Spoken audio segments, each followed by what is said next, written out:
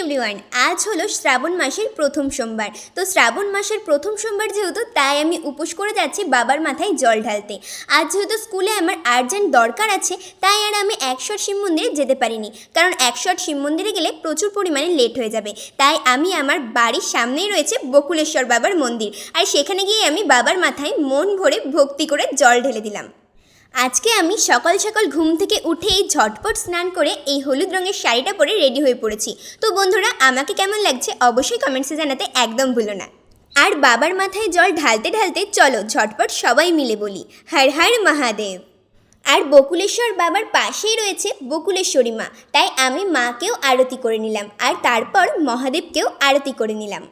জানো তো বন্ধুগণ, আমার অনেক দিন ধরে ইচ্ছা ছিল এই হলুদ রঙের শাড়ির সাথে সাদা রঙের ব্লাউজ দিয়ে কম্বিনেশন করে পরার, কিন্তু আমার মাম্মি তো কিছুতেই রাজি হচ্ছিল না। আমার মাম্মি বলছিল তোকে একদম এই কম্বিনেশনে ভালো লাগবে না। তো বন্ধুগণ, তোমরাই বলো আমাকে এই ধরনের কম্বিনেশনে কেমন লাগছে। আর তারপরেই অঞ্জলি দিতে দিতেই তোমাদেরকে ঘুরিয়ে দেখিয়ে দিলাম আমাদের বকুলেশ্বর বাবা আর বকুলেশ্বরী মায়ের মন্দির। তো কেমন লাগছে বন্ধুরা আমাদের বকুলেশ্বর বাবা আর বকুলেশ্বরী মায়ের মন্দির, অবশ্যই কমেন্টসে জানিও কিন্তু। আর এই বাবা মহাদেবের কাছে ভক্তি ভরে যেটা চাওয়া যায়, মহাদেব কিন্তু সেটাই আমাদেরকে উপহার হিসেবে ফিরিয়ে দেয়। তো বন্ধুরা, তোমরা কে কী চাইলে বাবা মহাদেবের কাছে ঝটপট বলো তো। আর এরপরে আমি চলে গেলাম স্কুল। তো বন্ধুরা, আজ এই পর্যন্তই, ধন্যবাদ।